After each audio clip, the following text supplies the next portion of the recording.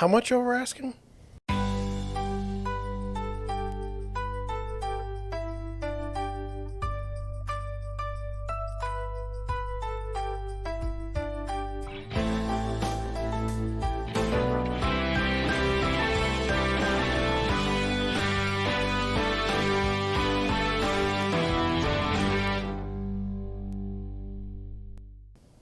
Good afternoon, everybody. I We have three stories again today, and this is the way my day starts normally. I get all this, and maybe it's the same way for you. I get all this information. Okay, I get all these emails, all this news, and it's like you want to try and put everything together, but but it just doesn't go together. So, for instance, like I'm in real estate. I'm a real estate broker, and so you'd think, well, I'll read a real estate article, but there's such a variance in the articles that by the end of the by the end of the hour or something that you're trying to be well informed on a subject, you're just totally blown away. And so today that's certainly the case. I'm going to switch back and forth between two frames, and we're going to go enjoy ourselves. So the first thing I saw this morning was this article here. It says, woman accused of setting neighbor's home on fire says she was there to cleanse this place. I said, well, that's fascinating. It says that a woman is facing attempted murder charge after deputies say she set her neighbor's home on fire. According to the arrest citation from the sheriff's office, they received a complaint that the 37-year-old woman had set a mobile home on fire and then ran away. And so this is in Kentucky. And I just thought some of the quotes were fantastic. So the deputy asked the woman to have a seat in the back of their cruiser, but she became irate and said she wasn't going anywhere. After a short scuffle with the deputy, Johnson was arrested and put in the cruiser. And then it says that the neighbor whose home was on fire said she walked outside and asked this woman why she set the house on fire. And the neighbor said, why not? And that she was there to cleanse this place, starting with the victim's house. And so I had some things, I had some questions and some thoughts. And one of those, the first one would be, this is not the neighborly thing to do. You should never set fires to neighbors' houses. And I never thought I'd have to say that. But then, I'm not a psychologist and I'm not a lawyer, but could something have been done before she started the second fire? So she had apparently tried to start a fire at another place 4 days earlier. And so, how does that go? So you try to start someone's house on fire, and then do the police just say, well, hey, let's just not do that again. That wasn't right. Or how does this work? Or does the person whose house was almost caught on fire, do they refuse to press charges? They don't want to go through the trouble? Or how does that work? I was confused by that. And then finally, I wanted to mention something that says there's people who believe that crime is only found in poverty. And this happens to be in a mobile home park. But we've seen a version of burning someone else's house down with that real estate developer out of New York. It wasn't poverty at all. It was just the fact that the guy's a criminal. And in this same sense, what in the world, why is it okay to, start someone's house on fire? It's not. And so we'll move to the next one. We're going to go quick today. So this next one is, it's an editorial. And so I just want you to kind of follow along with me. I'll point out some things and we'll go from there. So this particular one includes the title, Inclusionary Zoning, Portland Feels the Consequences of Bad Housing Policy. And so I don't know if you've looked at Portland real estate, but it's pretty out of control as far as prices.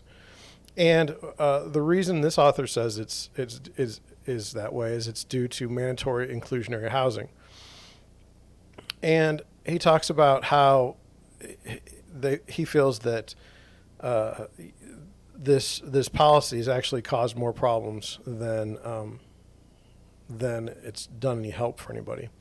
And so I just wanted to go over, it's here, you can read it. I've got a link below to the article, but I just wanted to go over some of the questions that I had, or or kind of just go over it quickly. So what is mandatory inclusionary zoning?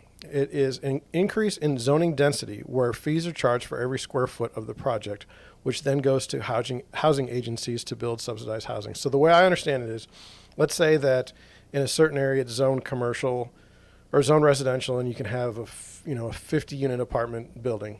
It's going to be by square footage. And basically you'll be allowed to put a larger building there as long as you pay these fees, so that you can have, and then these fees get funneled off to someone who's in an affordable housing, or subsidized housing nonprofit or something like that.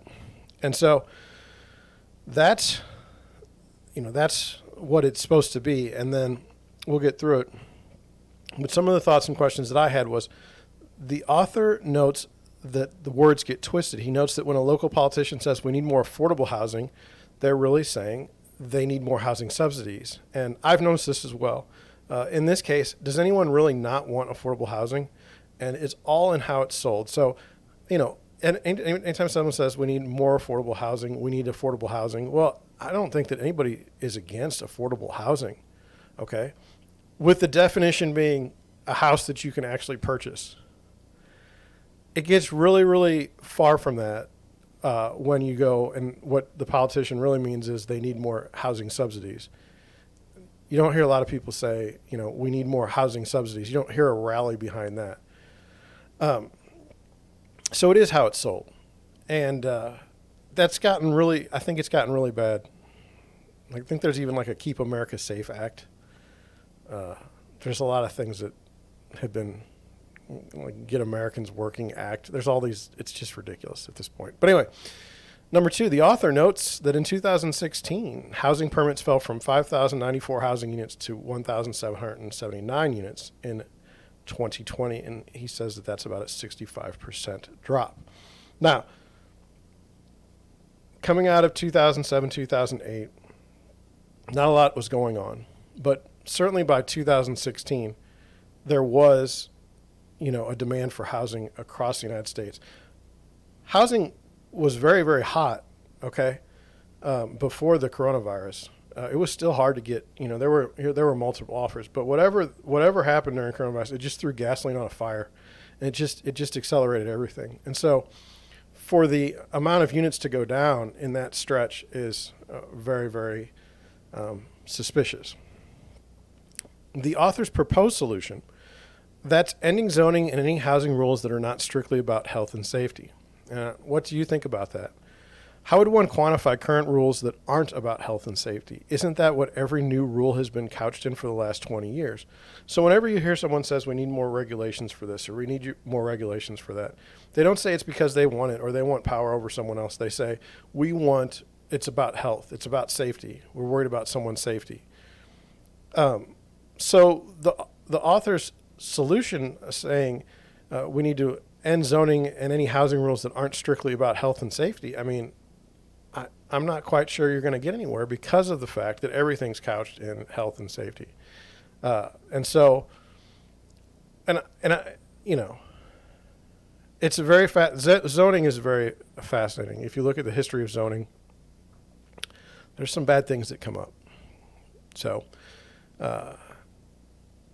I'm not sure how I feel about that particular solution. Here's one example where I would be uncomfortable with changing zoning laws. So let's just say I lived on a street and next door they want to put a 24-hour gas station up, and they want to have it well lit and everything so it's safe. But basically it's light pollution into my house. Now I've lived there for 20 years, and now this gas station wants to move in. Do I have a right because I've lived there longer to kind of dictate what goes on next to me as my neighbor?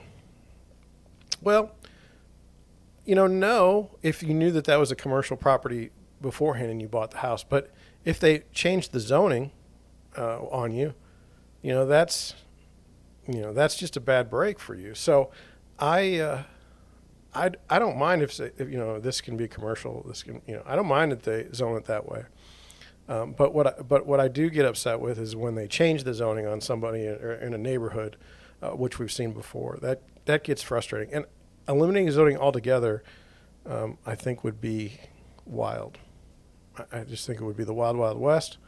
So I don't want to say any more than that. That's kind of what I'm thinking. So be curious to see what you thought. And then we have this title here. A home in Cambridge went for nearly $1 million over asking. Yes, really. A 2,745 square foot in Cambridge closed on June 18th for $3,500,000, $925,000 over the asking price. I have a on our Deerwood Realty website. I have an article that says is $20,000 too much for asking price. And here you've got this home here went for almost $1 million over. Crazy. I have some notes on that too. So let's start off with one. It was a $3 million house to begin with. So this is not like, it's not like say a $100,000 house that went $1 million over asking. That didn't happen. So there's that. And then one of the quotes that I saw out of this that I was kind of interested in, that was, the quote was, typically when a major over asking bid comes in, it's from someone who has lost out on so many. They're done. They just need to get settled because it's too stressful and they want to be finished with the process. And I have found this to be true as well. People tend to overbid when they're tired of looking. I call it buyer fatigue, and I try to help guide my clients so that this doesn't happen. So here's some of the ways that I try to keep that from happening. Doesn't always work, but this is what I try. Number one, we look at a limited number of houses per week. So typically on a weekend showing, I'll show no more than 5 houses at a time. And that's because what I found is people start mixing the houses together in their mind. And at the end of the day, they end up with this house that doesn't exist. So they've taken a bathroom from one house and they've put it in a kitchen from another house, and they've taken the bedrooms from another house or the overall design and curb appeal, and they've mixed it into one house that doesn't exist. And so I usually try to keep it at 5 or less. And number 2, we concentrate our search on certain areas. And we do this so the buyer can educate themselves on what things they're actually selling for. So let's just say in St. Louis, okay, if someone wants to buy a house and they say, I want to do it based on price, I change that up. And so let's say they want to buy a house for $500,000, so $500,000, okay? Well, $500,000 in Chesterfield is going to be different than $500,000 in Webster. It's going to be different than $500,000 in Clayton, okay? So before we can even really get to the home price or the asking price, we need to figure out where we're gonna look. So we need to narrow it down. So if you want to spend $500,000 and you really, really like Webster, we need to stay in Webster. Because if you try to take the entire St. Louis metro area, you're going to be, and just stay at 500,000, you're going to be so confused and it's just going to be a mess. So that's one of the things we do is we just concentrate on the certain areas. Another thing we do, or that I talk about, is we discuss an approach that says, if we get this house, great, but there are other houses. So we don't get hung up on one house. If you do that, you're killing your negotiation. You're also killing your attitude, because if you don't get that one house, you're going to be miserable. So we start that stuff up front, and a lot of buyers don't believe me. So they'll go in and we'll look at a house, and let's say it's $350 asking price, okay? And we put in an offer, we talk about it, and they say, well, I'd be comfortable with, $360. So we put in an offer for $360, okay. And the house ends up going for $375. The first house, quite a bit of depression there. Very, very, very, very sad. It takes the buyers about a week to recover. But after that one loss, they understand that the market is really, really hot. It's not just me telling them that it's hot. It's real. It gets real when you've written an offer. Let's put it that way. And then finally, what I do is it's opposite of what you're supposed to do as a salesperson, and that's I don't stress a sense of urgency. I don't say every time we look at a house, you have to buy this house today, because if you don't buy it, someone else will. Someone else will. So it's that way. It's understood by myself and my buyers. It's hard enough to hunt for houses as it is, and you don't need an agent adding to the stress. So, why do you need me saying after every house we look at, well, if you don't buy it today, it's going to be gone tomorrow? Like, you can figure that out over time. There's no reason for me to add this sense of urgency, and so I don't. Buying a house is there's, to me, there's pressure involved. There's emotion involved, and I want to do my best to try and eliminate that or lower that as much as possible. So those are the things I do. Other people may disagree with me. I'm sure there's agents out there that laugh at me. I know some of you. And anyway, that's what I think. Those are my three. And so, I mean, if you're me and you read that in the morning, where do you go? And what do you set your compass for the day? You've got a lady that set her house on fire, set the neighbor's house on fire. You've got inclusionary zoning, mandatory inclusionary zoning, and you've got $925,000 or almost $1 million over asking. Try to put that information together and go about your day. It's just so random anymore. So anyway, with that, I hope you enjoyed. Watching, listening. If you did, please click the subscribe button, or subscribe on any of your podcasts, Google Podcasts, Apple Podcasts, Deezer, Stitcher, things of that nature. Check out our channel on YouTube, Deerwood Realty STL, and I will catch you on the next one.